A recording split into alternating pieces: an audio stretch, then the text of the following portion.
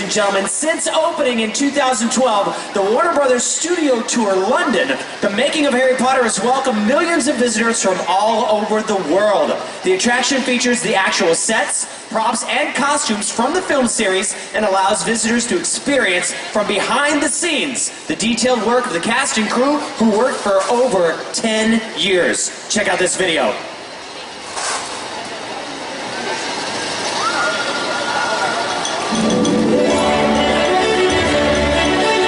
My name is Paul Harris and I was the battle scenes choreographer in Harry Potter and the Order of the Phoenix. I'm just preparing for my trip to the celebration of Harry Potter in Orlando. I'm definitely going to need my wand, so I'm heading to the studios just outside London where all the movies were filmed. It's very exciting because Warner Brothers have preserved all the key sets, costumes and props. I now have them on permanent display in the Warner Brothers Studio Tour London, the making of Harry Potter. I can't wait to see everything again. Hi Paul, how can I help? How do you know my name? Well, we know everything about the Harry Potter films here. Well, I'm going to the Harry Potter celebration and I need my wand. Follow me. We have all the original sets, props and costumes, so shouldn't be a problem at all. So Paul, welcome to Hogwarts.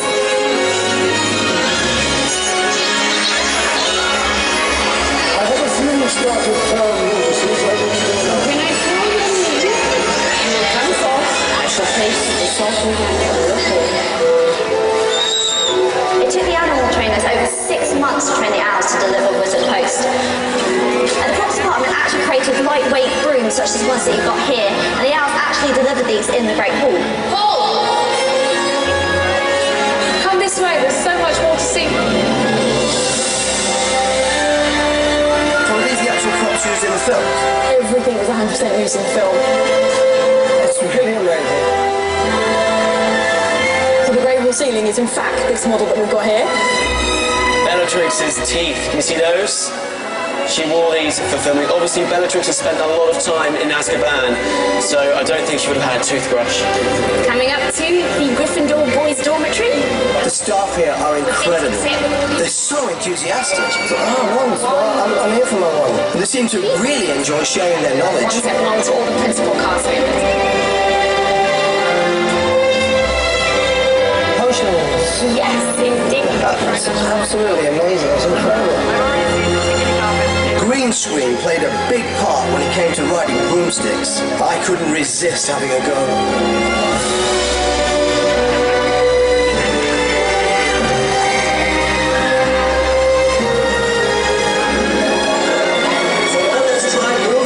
Wait a second, this guy looks familiar.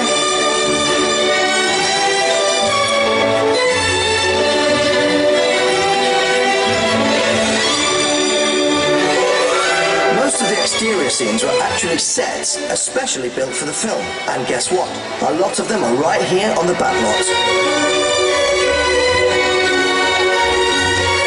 Ollivanders, that reminds me, I'm here to get my wand.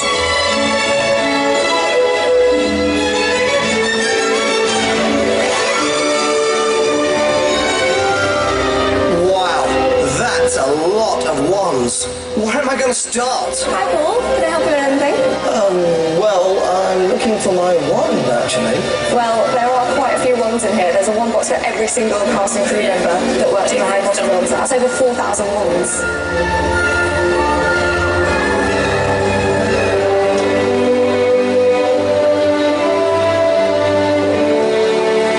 I finally got what I came for.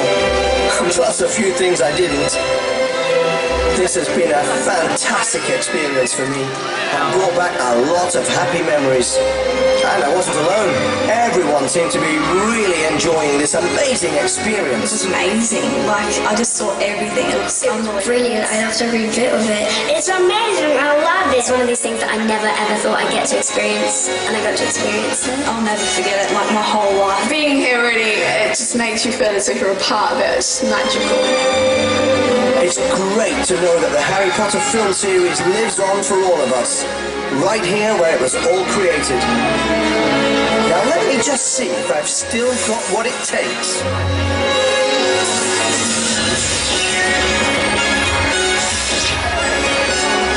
From London, the wand choreographer, Paul Harris.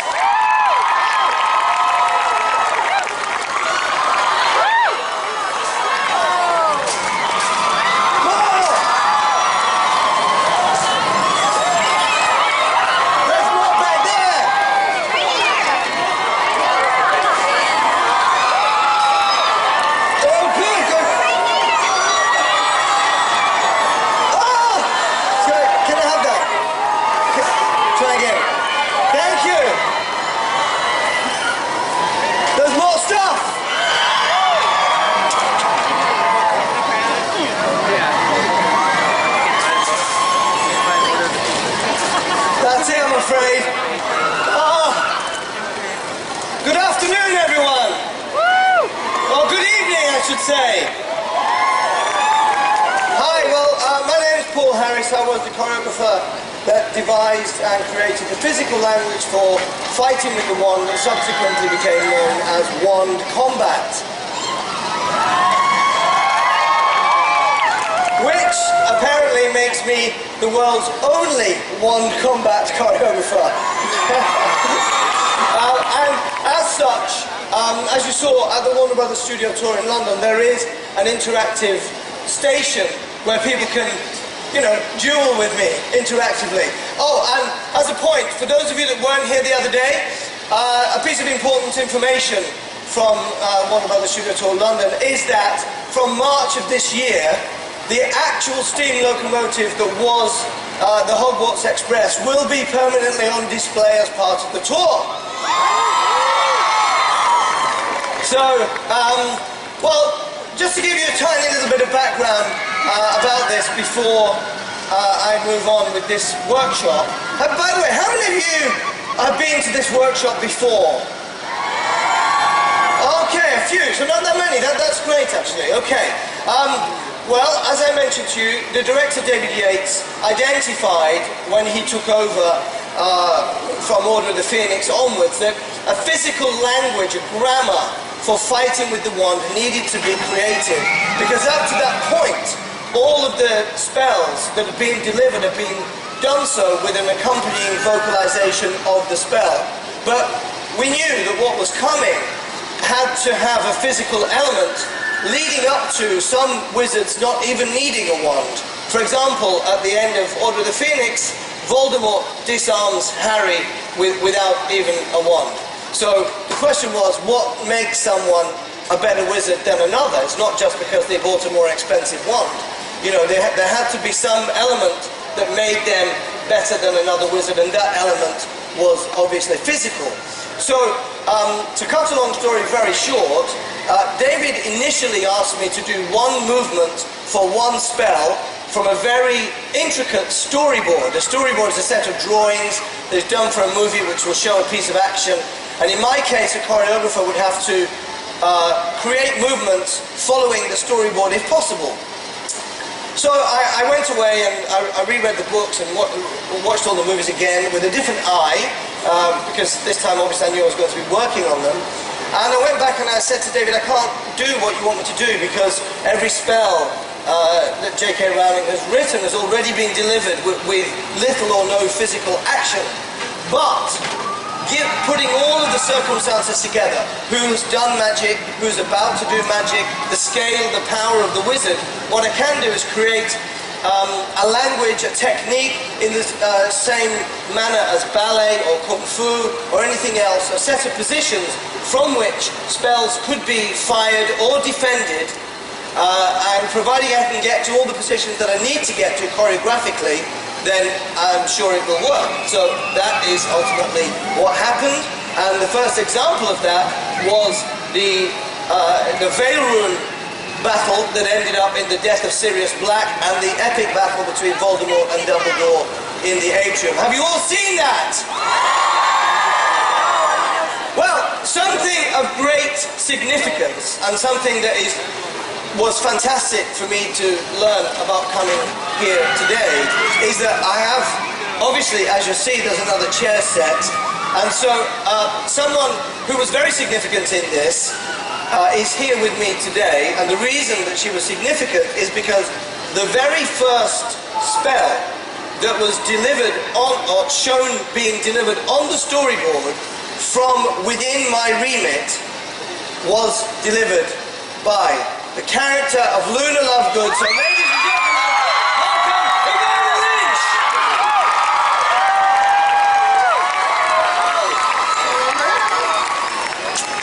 Hey. Hi Evanna, do you remember that first class we had? I do, yeah. Yeah, because it was all still very new to me, the whole film experience, being in Harry Potter, everything.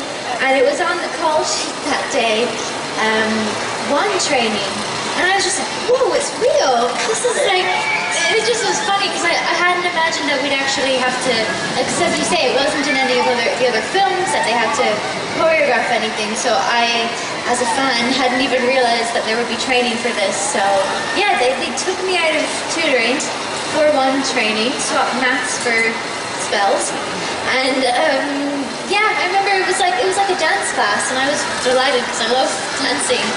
And he taught me the 5 moves. And well, David, the director David Yates referenced dancing quite a lot.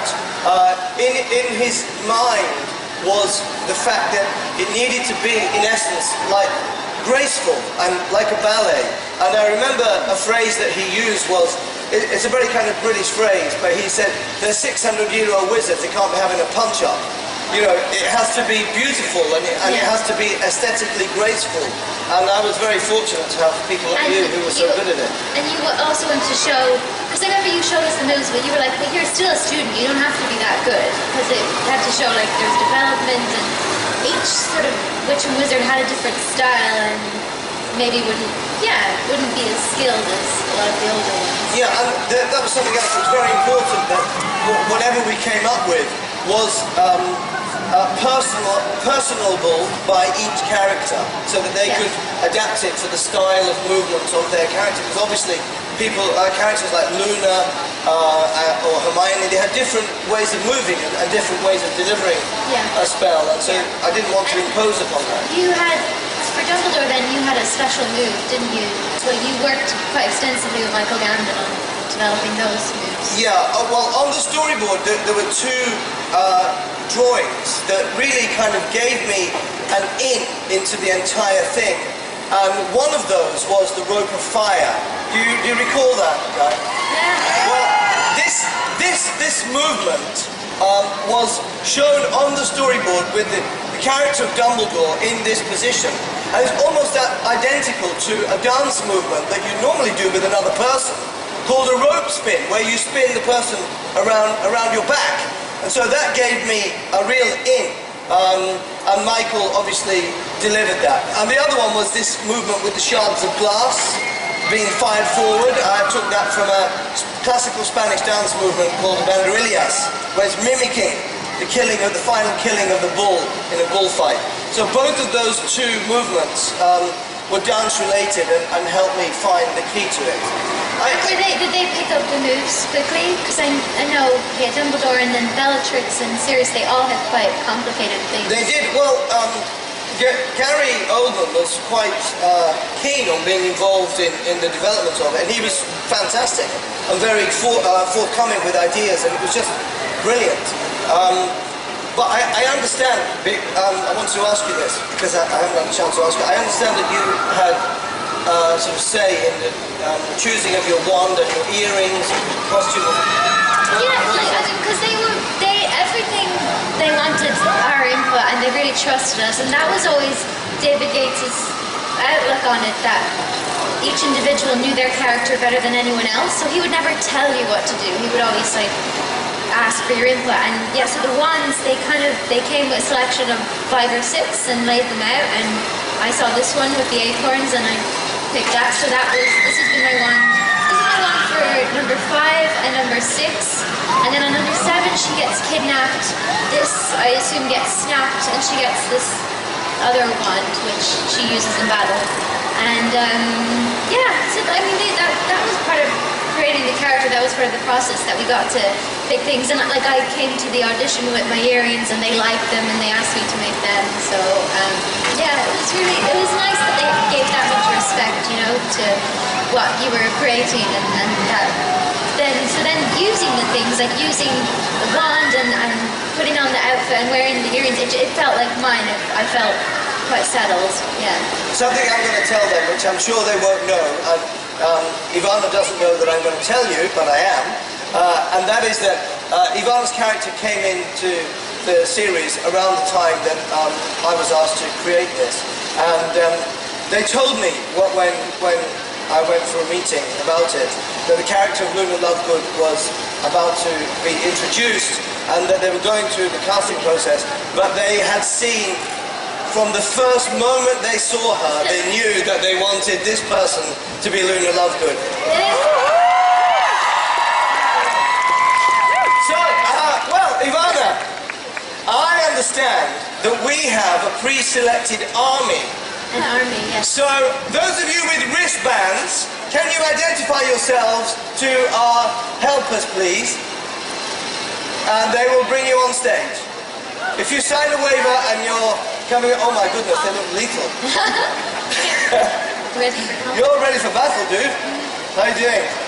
You too, you too. Hi. Thanks. Hi. Wow, look at you. Wow. Hi. Hi, hi, hi. Hi. Hi. Hi. Cool, so we have a team each. Sorry? We have one We're going to have a team team each. I'm going to teach everyone together first. Hello. Hello. Hello. Yeah. Oh my god. Hi. Okay, so if you guys would like to spread out behind us, equidistant if possible, fill the stage, all the way across the stage, so we get nice photographs and all of that. Spread out.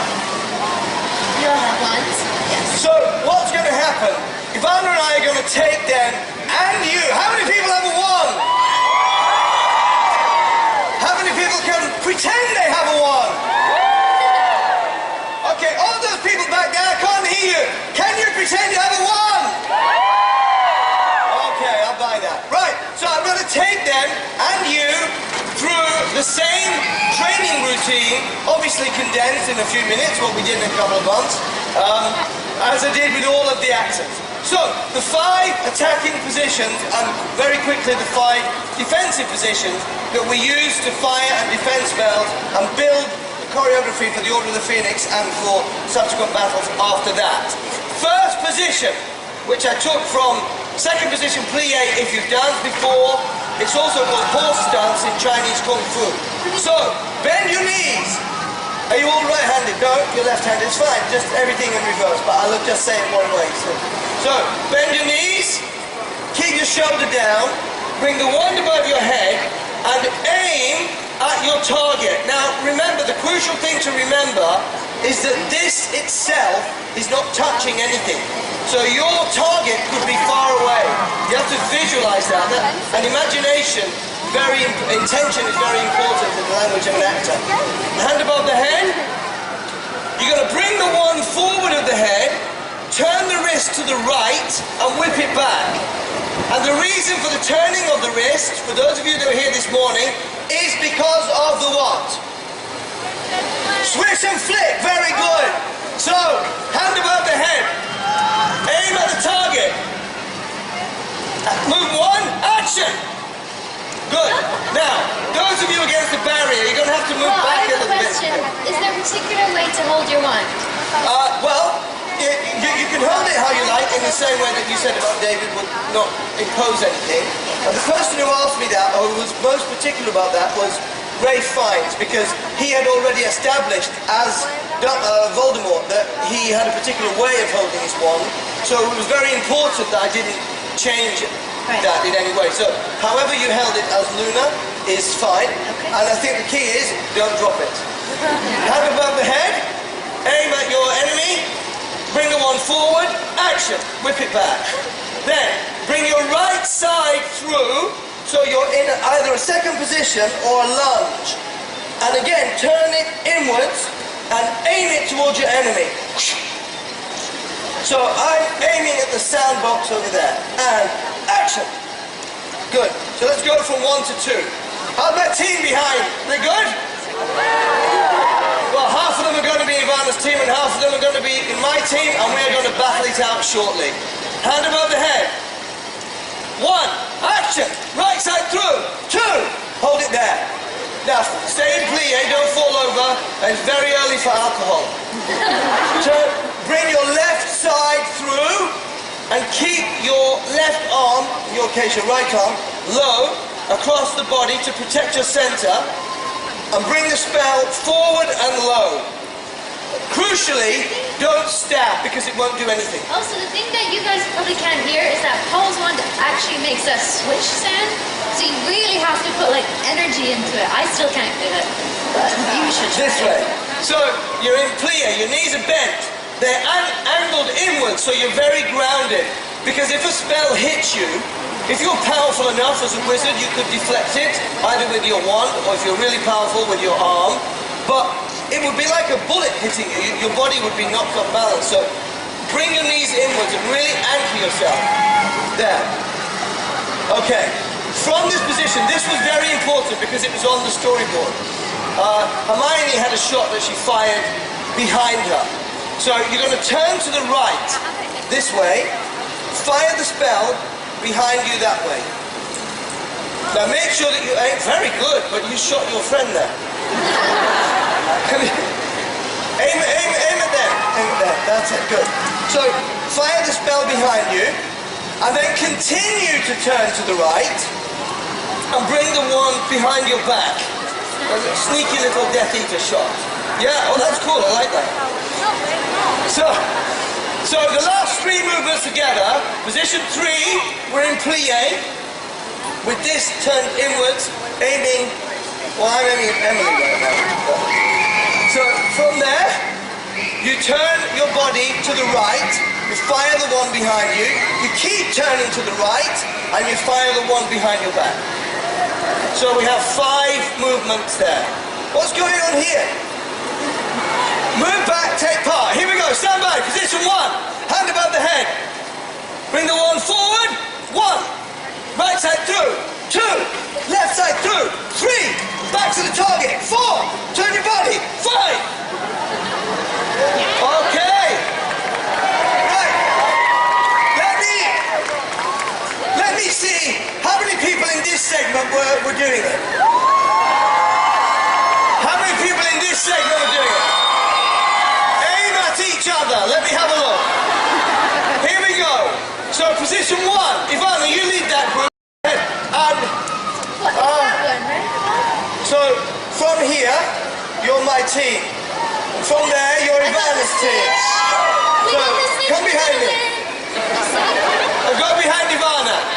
And you lot against you lot, and you lot against you lot. Here we go. Hand above the head. We'll go through the positions in order. Are you all drunk or what? Can you spread out? Okay, we're facing each other, is it? Okay. Behind Evanna, yes. Behind me. Spread out behind me. Spread out behind me. That's it. Here we go. Okay. So, position 1. Action. Right side through. 2. Left side through. 3. Back to the target. 4. Keep turning. 5. Good. Okay. Let's. I'm sorry, Evanna. Are you going to teach us the counter spells? Yes, I am. Indeed. I am. Okay, so, at Evanna's request, the blocks. So, sorry. If you don't want to hurt anyone, you just don't want to get hurt. Yes. Could you come to behind again, please, everyone? So, the corresponding blocks to that. One of the amount of detail that went into a Harry Potter movie, obviously, as you probably know, was incredible.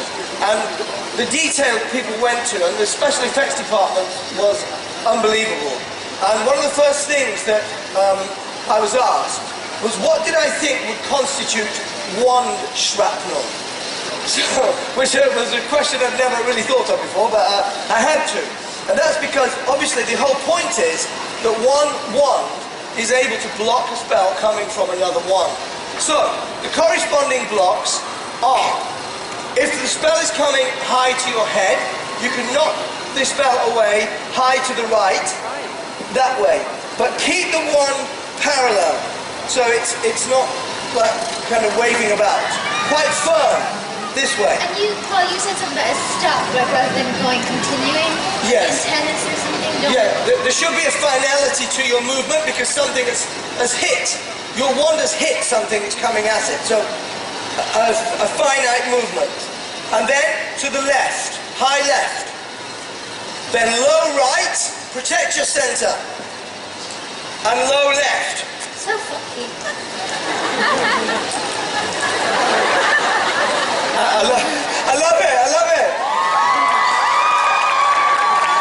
And then... You have to add some flavor, you know? Sorry? You have to add some flavor. But you look so much cuter than me doing it. And then there's a movement called a shield, which actually you see Dumbledore use it in the Atrium Battle, but it was part of the fundamental basic blocks. And that is essentially you draw a circle with the wand, and then you whip it up, like you've drawn a protective shield around your body, and then you end with the wand upright, as if it's sustaining the circle of protection. That was very good. That was very good. So, the 5 corresponding blocks. High right, high left, low right, low left, shield. Okay, now be careful, we don't want you to whack each other. Make sure that you're spread out as much as you can. So, let me see you all do the 5 blocks, please. Ready? The 5 blocks. High right, action. High left, low right, low left, and shield. Yes. And end with the wand upright. Yeah, very good. Okay. Right, so one more time before we duel it out. We review the first 5 and then... Yes, that's what I was just going to do. Going to go through everything one more time before we duel it out. So 5 attacks, 5 defense, and then we're going to battle against each other. Here we go. Position 1. Plie, wand above the head. Aim at the target. Action! Right side through. 2. Left side through. 3. Back to the target. 4. Turn through. 5. Okay, good. And now the 5. Anyone have any questions? Yes? Yes. Wear a glove. Meditate. What? Left it. Same thing, reverse. Okay, 5 blocks. So, high right, high left, low right, low left, shield. Pretty good, actually. Pretty good. So, we're now going to duel it out. But so are you. So before we are, you are. So, can you identify this section? All raise your hands. Okay. No, and the next section behind, raise your hands. And the next section over there, raise your hands. And the front section. Okay. So the back 2 sections against each other, face each other. The front 2 sections face each other. Okay,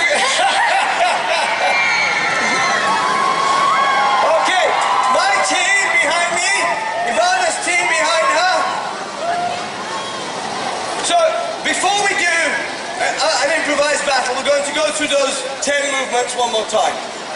Okay, Evanna? Hand above the head. Position 1, action. Right side through, 2. Left side through, 3. Turn back to the target, 4. Turn through, 5. Very good. Very good. Now, as I told you, the storyboard was very detailed, and the Veil Room sequence and the atrium sequence in the Order of the Phoenix were highly choreographed. The veil room sequence, there is a master of that. There's about another 30 seconds longer that runs from start to finish like a dance, a real-time piece of choreography involving all of the actors in that sequence from start to finish. But before we got to that, before we were able to set that with the stunt guys and the doubles and then eventually with the principals, we did a lot of improvising to see what was possible. So that's what we're going to do. My team are going to improvise against your team, and when one of us dies, then we have a winner. I have one tricky question. Yes. Where, when you're like aiming, do you aim at their, are you doing like a death stare, or are you aiming at their heart? You aim at wherever you think you'll do the most damage, Evanna. Okay. So, right now, the thing is, you don't have to do the movements in any particular order, any order you like. Blocks or defense, you can pick a target if you want. But Mike, you look beaten already, guys. Come on. Evanna's team looks so on it.